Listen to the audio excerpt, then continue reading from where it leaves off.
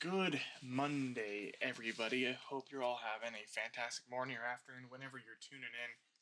Blue Falcon TCG, and we're on the hunt for the most fun budget decks that you can take to your showdown, take to your locals, have a great time, troll your friends. And today we're doing Tarkentown Leia. It's kind of like a rehashing, a revisit of Leia from set one. The only difference is it's all rebels all the time. We got a couple things to help out since Legends of the Force, but it's not too much actually. Just standard Leia, and it does play very well, very smooth, very fast. What you would expect from a low to the ground aggro deck. Starting it off, get these 2 cost 3/3s down. Wing Leader making it a 5/5 on turn 2. It just feels really strong. Leia's action ability, being able to attack with 2 different rebels in one action, it's really great. It really sets a lot of pacing. And that's one thing I like about this deck. It's just it feels really strong. Now, first game, we're not playing into like the most high tier competitive shenanigans, but it's good. We can just pump out damage. They are playing like the 24 HP based, which is when you deploy your leader, just put more tokens. So they got that real big token swarm strategy, double green. So we should expect some really high like damage later on. But on the 4 resource turn, we already have half their life gone. It's disgusting. This deck just plays and it's great. With a good hand, we already have Rebel Assault for Crutch, I believe in, and Blue Leader. We're gonna resource the Cassian because we want that ambush to come back in play. Putting ourselves at 17 damage this early in the game is kind of just insane. Right here, we could have just went all in and just crushed it, but it doesn't matter. Put him up 21 on the Leia flip, which puts us in lethal range because she is a 3/6 with raid, and it's just going to be real solid. We have a few actions we want to waste just because we don't want the barrage to come down and just automatically nuke us, so we didn't flip Leia right off the rip. We're kind of safe anyways. We just wanted to make sure we're going to be guaranteed the lethal interaction. Flipping Leia right after the attack, wasting it on that Sabine, and then go ahead into the second game, playing into Qui-Gon Blue. This is something I've been really testing on since Legends of the Force has dropped, and Qui-Gon is a sneaky deck. If you let this deck actually gain value and hit that late game, you're gonna get abused. Now, the blue variant I haven't seen a lot of interaction with. It's mostly been like green and red. Just we'll try to get out those crates or anything like that. But being able to just constantly recycle your Ahsoka is pretty bonkers. It's such a great card. What I should have focused on here in this point was actually just tagging on the Ahsoka, taking that extra damage, and yeah, they would have had the Force, which is okay, but it just would have kind of stopped this right here, the Ahsoka line, which is really annoying. We're gonna end up discarding our Sentinel. We're not really too worried about pressure and damage, but again, just being able to constantly cycle your Ahsokas is annoying. Putting that timely intervention in the discard is gonna be nice. Well, resource, and then gonna attack with both before you can hit those Ahsokas off. That's a lot of damage. That is a 10 damage turn, and then we have the Leia deploy, which is really good. So it becomes a 14 damage turn. Not super worried at this point in the game. We're already so far. We can Tarkin away something if we really wanted to. End up just saving it.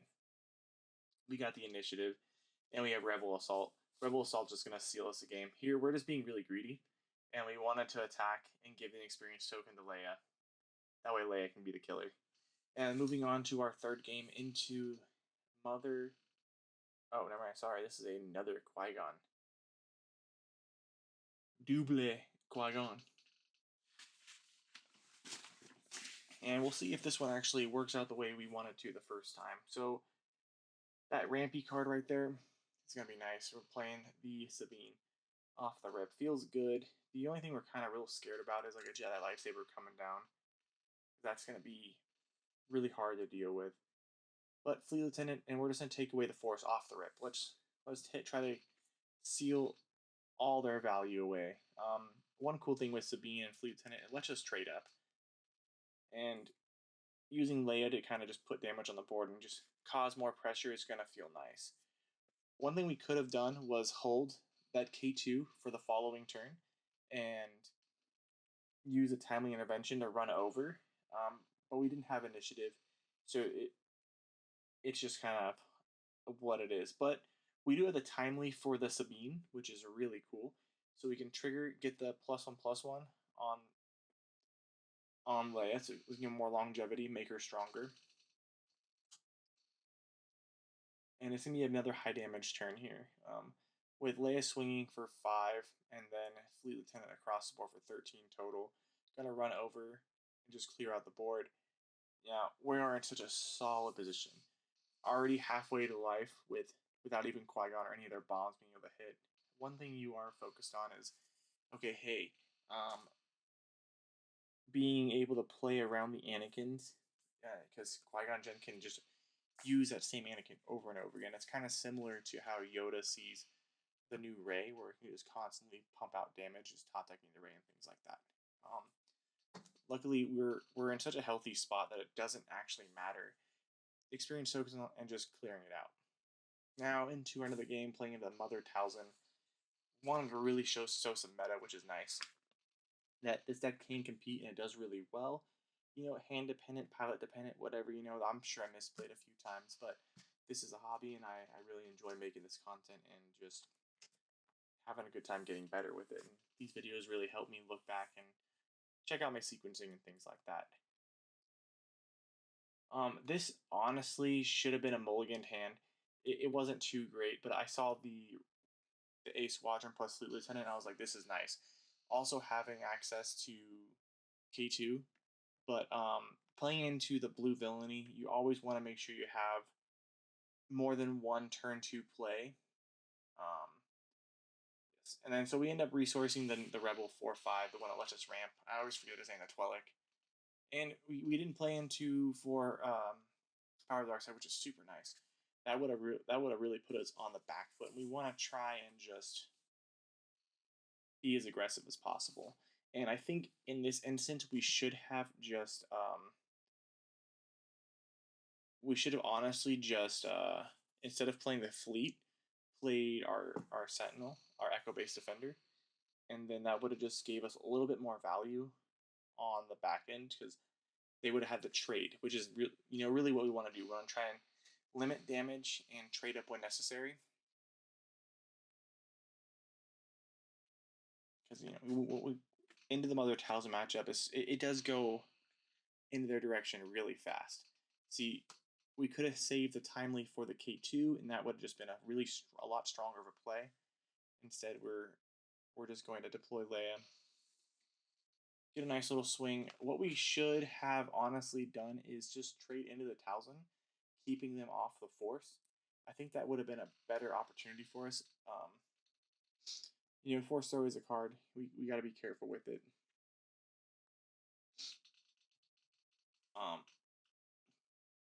One thing I am seeing with this deck is it does fall off late game. Like I said, I only put pure rebels and no pose, no wreckers, nothing crazy, just kind of like all rebels all the time, just pure gas, no breaks. That roulette that card really cooked us because that would have been a 9 damage turn plus a K2 on our end. Would have just been an insane opportunity for us to really keep us in the game and put them on the back foot. But Blue Villainy always has they always have so much spot removal, and that's that's just what I have an issue with sometimes with this game. All the shenanigans. End up just playing that because we have to play something, right? We could have just ECL'd and it ate it, which is okay. They're wasting a lot of resource, but here we should have just passed.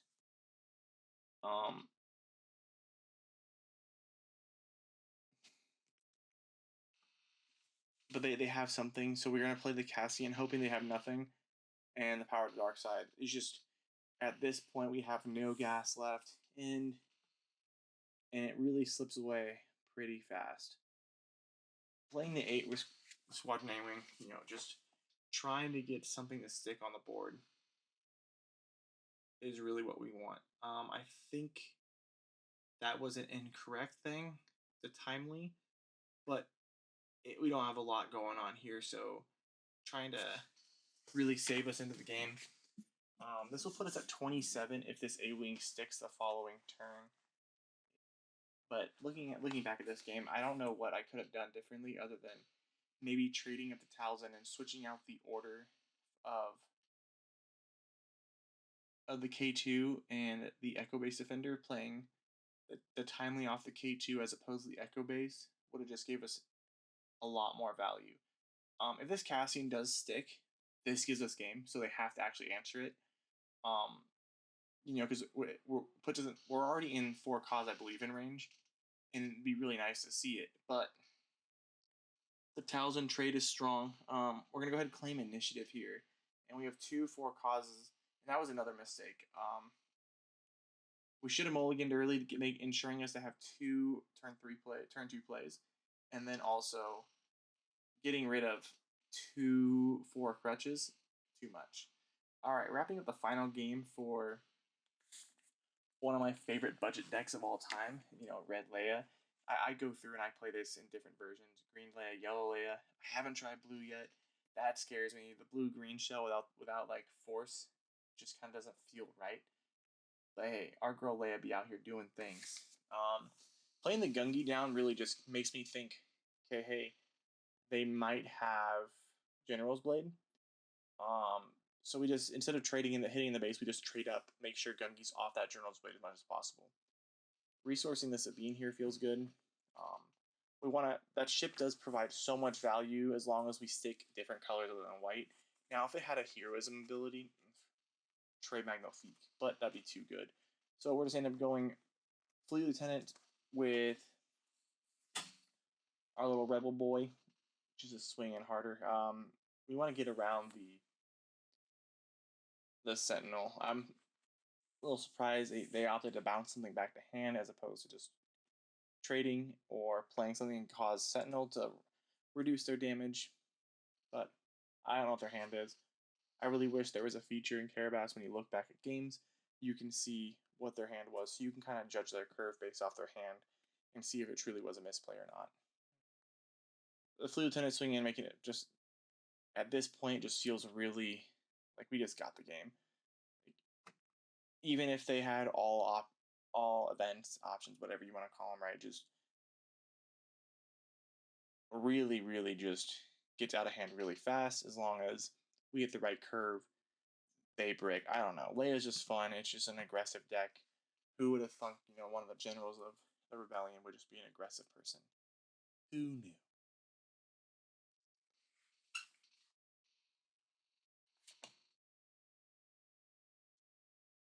Yeah, a little bit on the slow end, especially when you're. I don't know. I love force momming and all, but like, there has to be a better list. And then we go for the crutch I believe in to win out the game. List is super simple, very streamlined, just 50 cards, just all gas, no breaks. I think the most defensive card is going to be our timelies, just to be able to ambush and trade over into things. Something going forward, we can kind of cut and move around. The Bright Hope isn't necessary. We can throw like the 2 pose in there over that, and it'll be way better. But this is the list. I hope y'all enjoy it. Don't forget to like, subscribe, comment. Check out the rest of the channel. It means so much to me. I hope y'all have a great day.